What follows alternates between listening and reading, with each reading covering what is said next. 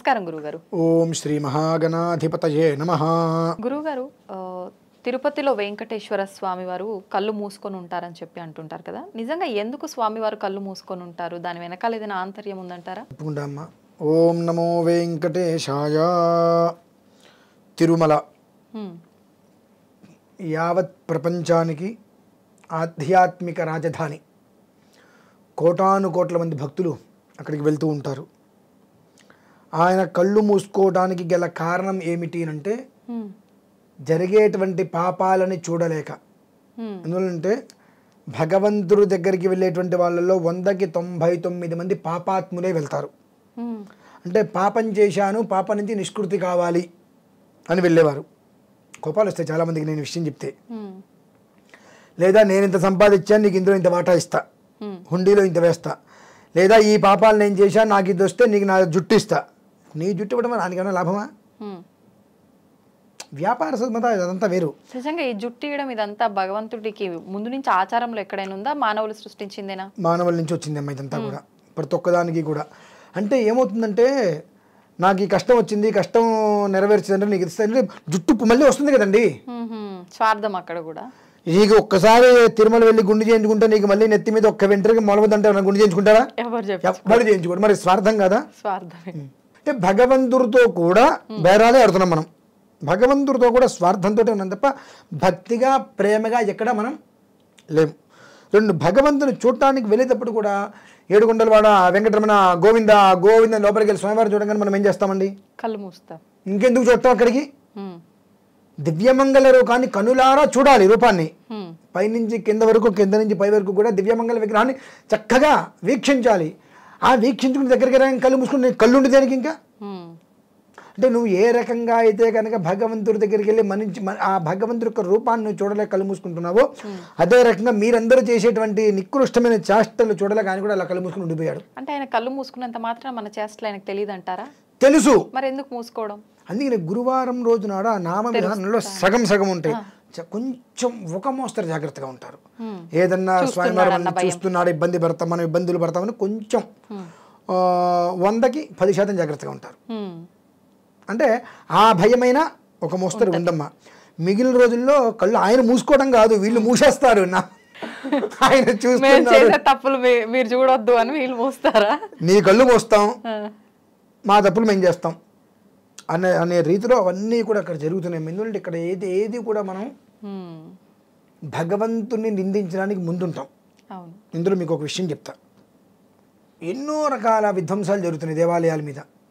అంటే నన్ను అడిగితే దానికి నేను సమాధానం మీకు కాదు అందరికీ అర్థమయ్యే రీతిలో నేను ఒక వీడియోలో చెప్తాను. అనుకోకుండా దానికి సంబంధించి మీరు అడిగారు కాబట్టి ఇందులో నేను చెప్పాల్సి వస్తుంది. తనను తాను రక్షించుకోలేని భగవంతుడు భక్తుల్ని ఎలా రక్షిస్తాడు? అంతే కదా. అంటే నాకు అనిపించింది నిజమే, తప్పే ఉన్నది. ఇప్పుడు భగవంతుణ్ణి ఎవరు పిలుస్తున్నారు? భక్తులు. మనమే పిలుస్తున్నాం. ఆయన ఎక్కడో ఆయన భార్య పిల్లలతో, ఆయన కుటుంబంతో ఆయన ఏదో ఆడుకుంటూ పాడుకుంటూ పైన ఏదో విహరిస్తుంటే ఒక విగ్రహాన్ని తయారు చేసి రాతితో ఆ విగ్రహాన్ని స్థాపించి కింద యంత్రం పెట్టి మంత్రాలతో నువ్వు దా నువ్వు దా నువ్వు దా అని చెప్పి పిలిపించి ఆయన అందులో నిలబెట్టి బంధించేశాం. ఎందుకని? ఆయనకి మనం సేవ చేసుకోవాలని చెప్పి. అంటే ఎవరు పిలిచారు? మనమే. దేనికోసం పిలిచాం? సేవ చేసుకోవాలని చెప్పి పిలుచుకుంటూ వచ్చాం. ఇప్పుడు మీ ఇంటికి ఒక ఎమ్మెల్యే వచ్చారు, ఆయనకి మీరు కూర్చున్నప్పుడు కాఫీనో టీనో పాలో ఇచ్చినప్పుడు ఆయన ముందు మీరు వ్యధవేషాలు ఇస్తారా? వేయరు కదా. ఒకవేళ ఇంట్లో మీరు ఏమన్నా గబిక్కిన చిన్న గొడవలు జరిగింది అనుకోండి, ఆయన వచ్చి ఏం జరిగిందని పంచాయతీ అడుగుతాడా? అడగడు. మనల్ని మర్యాదపూర్వకంగా పిలిచారు, మనం కూర్చున్నాము, మన దారి మనం వెళ్ళిపోయాం, అంతే. మీ ఇంట్లో జరిగే పంచాయతీ ఆయనకి ఎందుకు? పంచాయతీ కోసం పిలవలేదు, నువ్వు సేవించుకోవటం కోసం పిలిచావు, నువ్వు సేవ చేస్తున్నావు. ఈ సేవలో అనేక రకాలు ఉన్నాయి. స్వార్థపూరిత సేవ ఉంది, ఆయన తీసుకుంటున్నాడు. నిస్వార్థ సేవ ఉంది, తీసుకుంటున్నాడు. నర్మగర్భపు సేవ ఉంది, తీసుకుంటున్నాడు. నర్మగర్భపు సేవ అంటే వాళ్ళు చూస్తున్నారు కాబట్టి వాళ్ళకి ఏదో చేస్తున్నట్టుగా ప్రతిబింబం కనిపించాలి బాహ్యకృతంగా. అంటే నర్మగర్భ లోపల ఏముండదు, లోపల ఏముండదు, లోపల చేసేదండి, బయటికి మాత్రం బ్రహ్మాండంగా నేను చేస్తున్నా అది నర్మగర్భం అంటారు. అంటే లోపల ఒక రకంగా బయటికి ఒక రకంగా ఆ సేవని అయినా తీసుకుంటాడు. లోభగ్రస్త హృదయం అన్ని రకాల సేవలనైనా తీసుకుంటాడు. మంచిగా చేసినా తీసుకుంటున్నాడు, చెడుగా తీసుకుంటూ నువ్వు పిలిచావు నేను వచ్చా, నువ్వు నీకు నచ్చినట్టు నువ్వు చేసుకో అని ఆయన కూర్చున్నాడు అట్లా. ఇందులో అన్యాయంగా చేసేది ఎవరు? మనుషులు. అక్రమార్జనతో చేసేది ఎవరు? మనుషులు. దుర్మార్గంగా చేసేది ఎవరు? క్రూరాత్మికంగా చేసేది ఎవరు? దుష్ట దురాచారాలతో చేసేది ఎవరు? నింద ఎవరి మీద వేస్తున్నారు? దేవుడి పైన. ఎక్కడన్నా అసలు ఎక్కడ ధర్మమ్మా ఇది? ఏదన్నా కొంచెమైనా నువ్వు చూడట్లేదు అని అంటారు. ధర్మం ఏదైనా ఉందా? ఆయన్ని పిలిచిన ప్రాసెస్ వేరు. నాకు ఇష్టమై నేను సేవ చేసుకోవడం కోసం నేను పిలిచా. నేను సేవ చేసుకోవాలి. ఆ సేవలో నాకేదో కాస్త అవసరమనో ఇంకోటనో నిస్వార్థంగా తీసుకోవడం మా పక్కన పడేసేసి స్వార్థపూరితంగా చేసుకుంటే తప్పేపడుతుంది మనదే. దానికి ఆయన్ని ఎలా నిందిస్తున్నాం అంటే అది కూడా ఒక పాపం. అంటే ఇవి ఆపే ప్రయత్నం కూడా ఆయన చేయొచ్చు కదా. ఎందుకు చేస్తాడమ్మా? ఎందుకు చేయకూడదు? భగవంతుడు కదా. ఆయనకి అంత అవసరం ఏంటి? ఇప్పుడు ఆయనకి నాస్తికుడన్నా ఆస్తికుడన్నా ఒకటే. ఎవరి యందు ప్రేమ ఉండదు, ఎవరి యందు ద్వేషం ఉండదు. నువ్వు ఏదైతే చేస్తావో దాంతోనే నిన్ను ముందుకు తీసుకెళ్తా, దాంతోనే నిన్ను నశింపజేస్తా. నువ్వు ధర్మంగా ఉన్నావు, కష్టపెడతా. ఎంత కష్టపెడతాను? నువ్వు మోయలేంత కష్టాన్ని పెడతా, ఆ తర్వాత నీ విజయాన్ని చేకూరుస్తా. అధర్మంగా ఉన్నావు, నువ్వు దాచుకోలేంత డబ్బిస్తా, చివరికి కుక్క చావు చంపిస్తా, దిక్కు లేకుండా చనిపోతావు. ఆ స్థితికి తీసుకొని వస్తా. రెండు ఆయనే ఇస్తున్నాడు. ఎందుకంటే నువ్వు ఎంచుకుంటున్నావు. నీకొక అంటే నీకు నన్ను పిలిచి ఆహ్వానం చేయాలి, నాకు అర్చన చేయాలి నీకు ఉందిగా. అంటే నీకు మంచి చెడు తెలుసుగా. తెలిసినప్పుడు ఇది మంచి ఇది చెడు తెలిసినప్పుడు చేస్తున్నది ఎవరు? ఆయన చేస్తున్నాడు. సో నీకు తెలుసు కదా, అది నీ మంచి చెడు నీకు తెలిసినప్పుడు నువ్వు చేసుకుంటున్న దానికి కర్మ నువ్వు అనుభవిస్తావు. ఇది వద్దు నేను ఎందుకు చెప్పాలి నీకు? నాకు అంత అవసరం ఏంటి? నాకు అన్న అవసరం ఉందా? లేదు. నన్ను అడిగావా? దీనికి భారతంలో చిన్న విషయం చెప్తానండి. శ్రీకృష్ణ పరమాత్మ నిలబడి ఉన్నాడు. రాజసూయ యాగం చేశాడు ధర్మరాజు. రాజసూయ యాగం చేసిన తర్వాత తిరుగులేదు ఇంకా. మరి అరణ్య అజ్ఞాతవాసాలు వెళ్ళాడుగా. ఎలా వెళ్ళాడు మరి? మీరు అన్నారు చూసారా, భగవంతుడు ఆపచ్చు కదా అని చెప్పి. అంత అవసరం ఆయనకి ఏముంది? అంటే భగవంతుడితో స్నేహంగా ఉన్నావు. స్నేహంగా ఉన్నంత మాత్రాన నిన్ను ఎందుకు ఆపాలి? నన్ను అడిగావా? అడగనిదే అమ్మాయిని అన్నం పెట్టదంటారు చూసారా. నీ ఊరికే రాలేదు, నన్ను అడగలేదుగా. నవద్వారపురి అంటే ఏంటో తెలుసా అండి? ఆ నవద్వారంలో శ్రీకృష్ణ పరమాత్మ లేడు. అంటే ద్వారంలో అంటే నవద్వారపురి, అందులో శ్రీకృష్ణ పరమాత్మ లేడు. కాబట్టి ఈయనేమయ్యాడు? అరణ్యాలు అజ్ఞాతవాసాలు చేయాల్సి వచ్చింది. ద్రౌపదీదేవి ఆవిడికి వస్త్రాభరణం చేస్తుంటే ఆ నవద్వారపురిలో ఆయన ఉన్నాడు. అంటే ఏంటంటే నువ్వేమనుకున్నావు? కృష్ణుడు నా దగ్గరే ఉన్నాడుగా, నాకు చెప్పకపోతాడా? నీ మనస్సులో లేడు. బావా అని పిలిస్తే పక్కనే ఉన్నాడుగా. అంటే విలువ ఉండదు మనిషికి. విలువ పక్కనే ఉన్నప్పుడు ఎప్పుడు కూడా తోడుగా ఉంటా. మనిషి మీద మనకు వాల్యూ ఉండదు, అడగం, మన ఇష్టం వచ్చేది చేస్తాం. కాబట్టి నీకు భగవంతుడు శ్రీకృష్ణుడు భగవంతుడని తెలుసు, ఏదైనా సర్వకార్య సాధకుడని తెలుసు, ఆపగలదని తెలిసి కూడా నువ్వేం చేసావు? ఆయన అడగల. నా పక్కనే ఉన్నాడు చూసుకుంటాలి అనుకుని నువ్వు ఆట ఆడేసావు. గోవిందార్పణం నేను పక్కన కూర్చోబెట్టేశాడు తీసుకెళ్ళి. అదే ద్రౌపదీదేవికి వస్త్రాభరణం చేస్తుంటే అన్నా అని పిలిచింది, మనస్సులో ఉన్నాడు, వెంటనే ఆయన రక్షించాడు వచ్చి. అంటే ఆ ద్వారపురి నువ్వు భగవంతుడు నా ఇంట్లో ఉన్నాడు, నేను గుడి రోజు 10 సార్లు అంటే నెలకోసారి తిరుపతి వెళ్తున్నా కాబట్టి నాకు కష్టం రాకుండా నేను చూస్తాడు అనుకుంటే అది ఎందుకు కరెక్ట్ అవుతుంది? 10 సార్లు నువ్వు వెళ్తున్నావు సంవత్సరానికి, ప్రతి నెల నువ్వు వెళ్తున్నావు. కానీ ఏనాడైనా భగవంతుడా నీ క్షేమం కోరి నేను వస్తున్నా, నువ్వు ఎలా ఉన్నాయని అడుగుతున్నావా? మనం ఎంతసేపటికి భగవంతుడి దగ్గరికి నెలకోసారి తిరుపతి వెళ్తున్నామండి, సంవత్సరానికి 10 సార్లు వెళ్తున్నామండి. మేము దేనికి వెళ్తున్నాము? నాకు ఇల్లు కావాలి, నాకు కారు కావాలి, ఆస్తి కావాలి, భూమి కావాలి, నా కుటుంబం, నా భార్య, నా పిల్లలు, దీని మీదే వెళ్తున్నాం. కానీ భగవంతుడి మీద ప్రేమతో, ఆయన మీద భక్తితో ఆయన దగ్గరికి వెళ్ళి నీకేం కావాలి తండ్రి మనం అడగట్లేదు కదా. అంటే ఆయనకేం కావాలి అని అడిగినా ఆయన ఒకవేళ అడగడు నాకు ఇది కావాలని, అడిగినా ఇచ్చేటంతటోళ్ళం మనం కాదు కదా గురుగారు. పత్రం పుష్పం ఫలం తోయం అని చెప్పబడిందిగా. భక్తితో ఒక ఆకు ఇచ్చిన తీసుకుంటాడు ఆయన. అంటే ఇది నీకు నాకు ఇది కావాలి అది కావాలి అనేటువంటి ఆలోచన లేకుండా, తండ్రి నిన్ను చూడటం కోసం వచ్చా, కేవలం నిన్ను చూడటం కోసం వచ్చా, ఇక నాకు చేత తీసుకొచ్చి ఇక్కడ పెట్టా అంటే ఆయన అది తీసుకుంటాడమ్మా. అది మనం చేస్తున్నామా? అది మనం చేయట్లా. కాబట్టి మనం ఆయనకి చేయలేనప్పుడు ఆయన మనకు చెయ్యలేదు అనే అర్హత మనకు లేదు.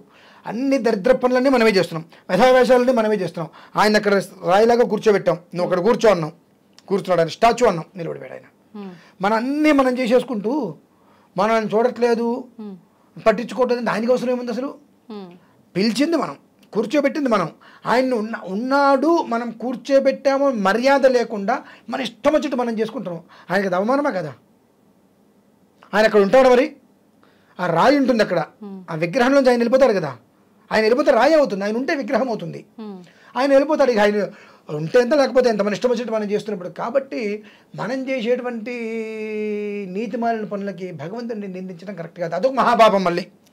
కాబట్టి మనం చేసుకునేటి ఇప్పుడు ఉన్నారు మన సనాతన ధర్మం మీద ఏం జరిగినా నాకు సంబంధం లేదండి, నేను మహాపత్తిత్తుని, నేను నా అవసరమైతే నా నా కుటుంబం గురించో నా కులం గురించో వస్తే నేను ఫేస్బుక్ లేదా కామెంట్లో పెట్టేస్తాను, నువ్వంతా నువ్వు వింటా అని చెప్పి. అంతగా నేను వెళ్ళి ఎదురు ప్రశ్న చేయనండి, నా వల్ల కాదండి, నాకు నా కుటుంబం ఉందండి నేను కూర్చునే రకాలు మనకెందుకండి ఇవన్నీ.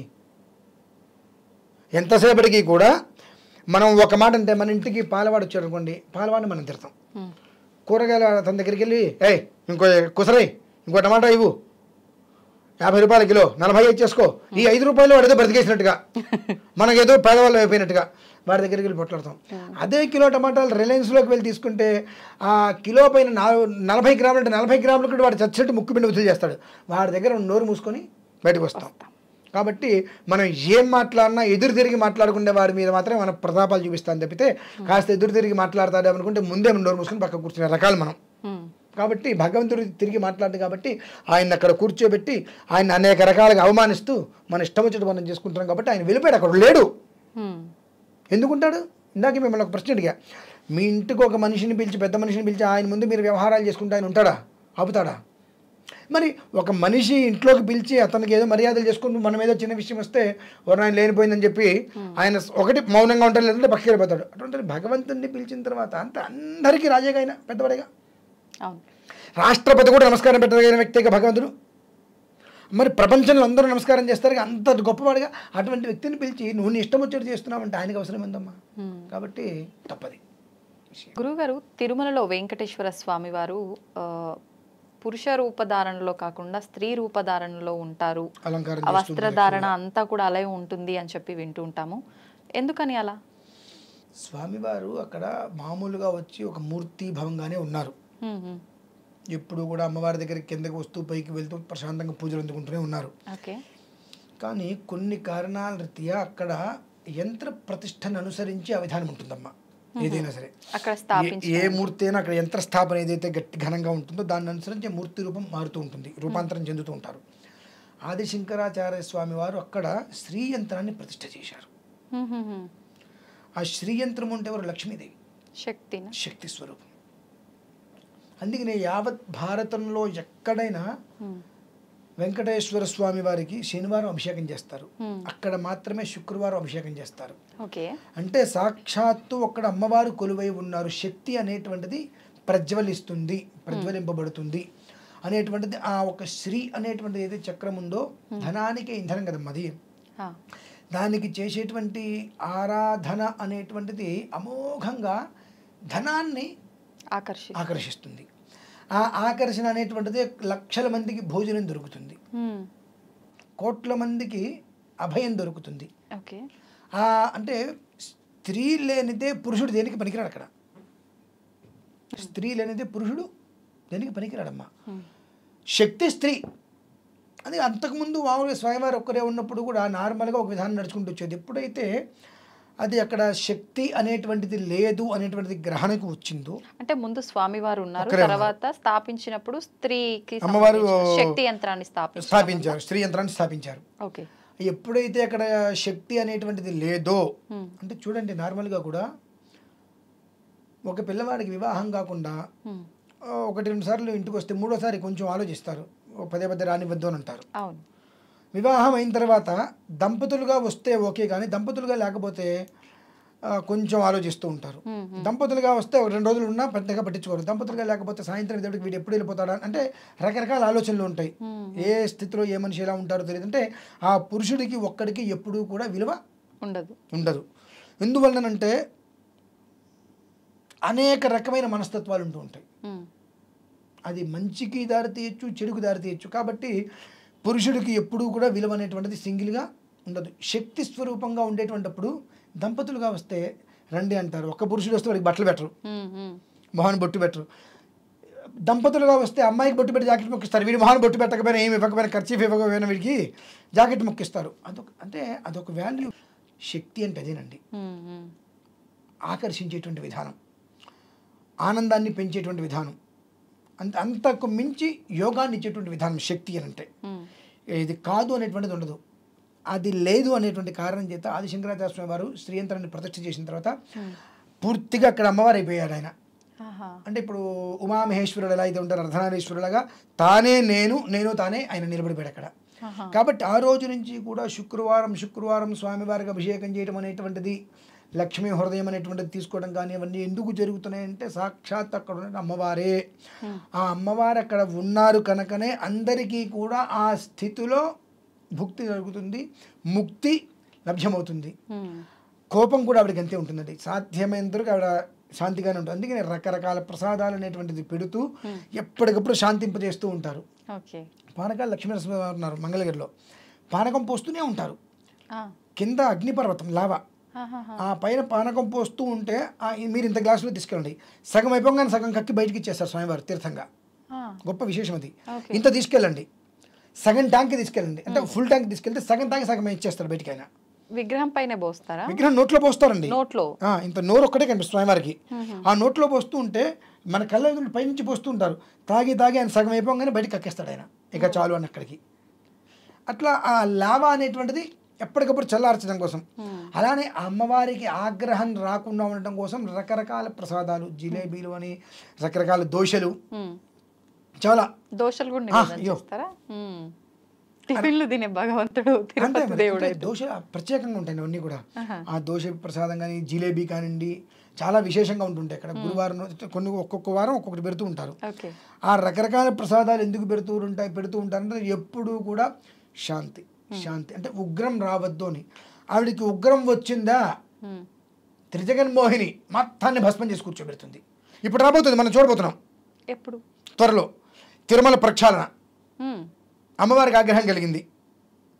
ఒక 3 సంవత్సరాల క్రితం ఇదే విషయం వచ్చినప్పుడు చెప్పా, ఆగ్రహం కలిగింది స్వామివారికి అమ్మవారికి. 15-20 రోజుల్లో మొత్తం ప్రక్షాళన జరుగుతుందని చెప్పడం జరిగింది. ఏ రకంగా ప్రక్షాళన? అది ఇప్పుడు విజయవాడ మొత్తం ఎలా ప్రక్షాళన అయింది, జలంతో మొత్తం దుర్గ గుడితో సహా మొత్తం ప్రక్షాళన అయిపోయింది. అటువంటి ప్రక్షాళన తిరుమలలో కూడా జరుగుతుంది, జరిగే అవకాశం జరుగుతుంది త్వరలో. ఎంత త్వరలో అంటే రోజులలోనేనమ్మా, పెద్ద సమయం కూడా లేదు. అంటే అక్కడ కూడా నీటికి సంబంధించిన ఏ రకంగా చక్కగా ఆయన మొత్తం కూడా శుద్ధవుతుంది. ఆయన శుద్ధవుతాడు, ఆవిడే శుద్ధవుతుంది. తిరుమలని తనకు తానే శుద్ధి చేసుకుంటారు. ప్రమాదాలు ఏమైనా జరిగే అవకాశాలు ఉంటాయా? ప్రమాదాలు ఏమి ఉండవండి, తిరుమల శుద్ధవుతుంది. ఎంతో కారణాల చేత ఎన్నో రకాల మనుషులు అక్కడ ఉన్నారు.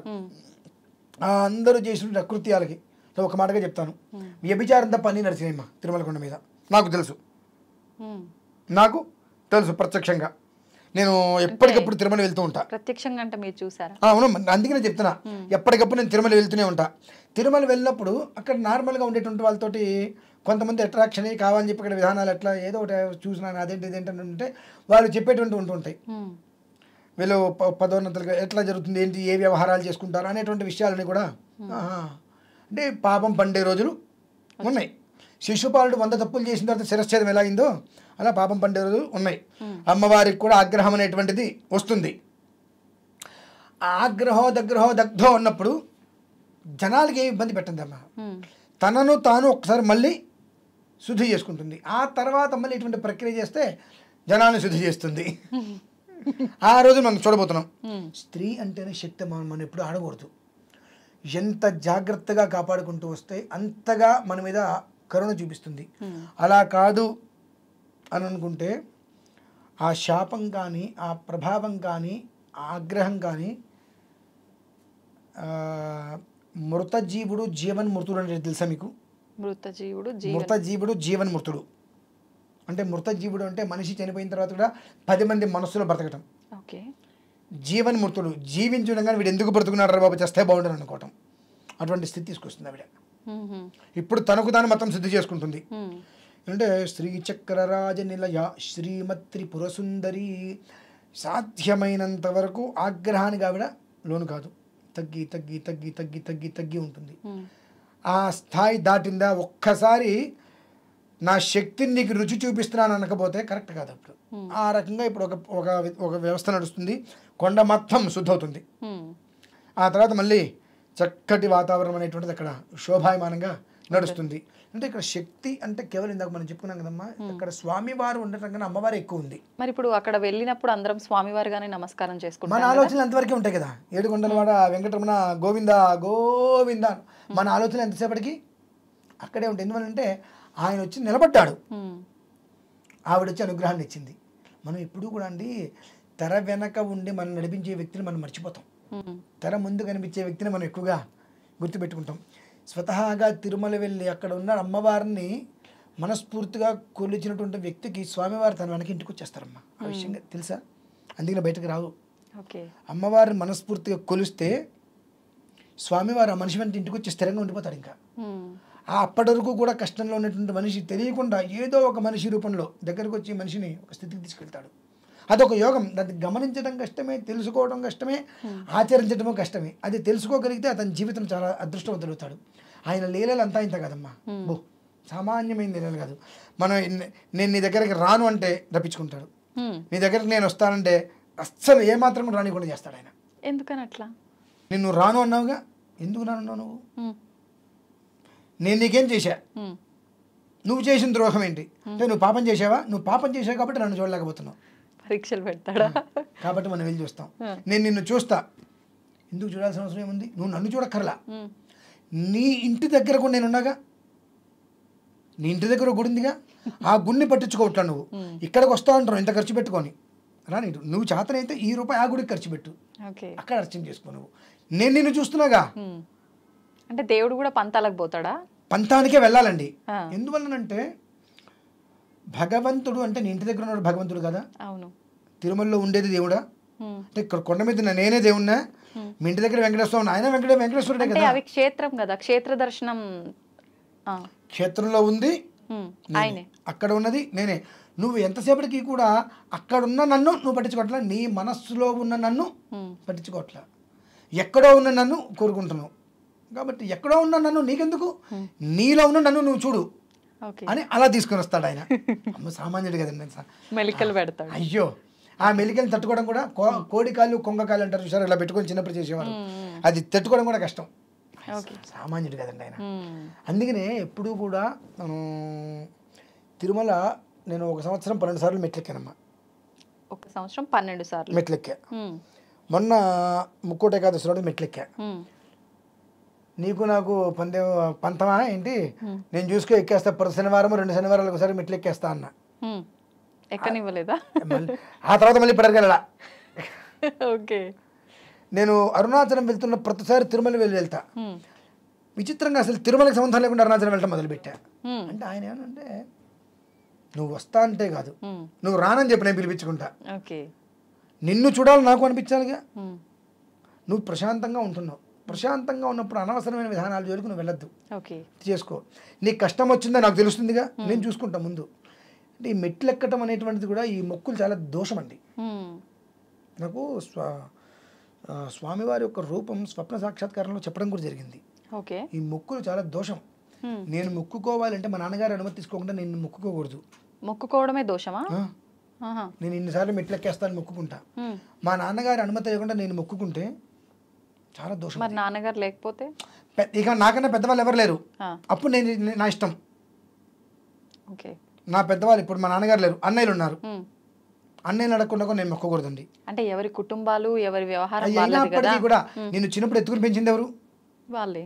కాబట్టి వాళ్ళ అనుమతి జ్యేష్ఠ పితృ సమాన, వాళ్ళ అనుమతి తీసుకోకుండా ఏం చేసినా ఉపయోగం లేదు. ఇది ఏ శాస్త్రంలో ఉంది? ప్రతి ఒక్క దాంట్లో చూసుకోండి. ధర్మ ప్రమాణం. జ్యేష్ఠ పితృ సమాన ధర్మ ప్రమాణం. అది అన్నయ్యలు ఉన్నారు, వాళ్ళని అడగకుండా మనం ఏ పని చేయడానికి అర్హత లేవు. కోరికలు కూడా. కొండ మీదకి వెళ్ళాలంటే నీ వంశానికి మూల పురుషుడు ఇప్పుడు నీ తండ్రి తర్వాత ఆయనే కదా. పెద్దవాడు ఎవరు నీ వంశానికి? ఆయనే కదా. అలా రావాలి ఇప్పుడు కూడా. అందుకని ఇప్పుడు నా భార్య కోరుకోవాలంటే నా అనుమతి తీసుకోవాలి. భార్య కూడా భర్త అనుమతి లేనిదే ఎలాంటి మొక్కులు తీసుకోకూడదు.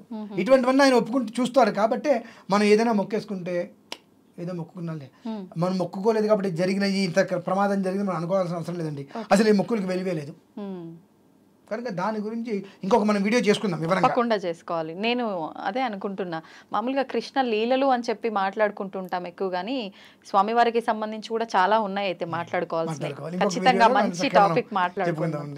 థ్యాంక్ యూ గురుగారు. Thank you.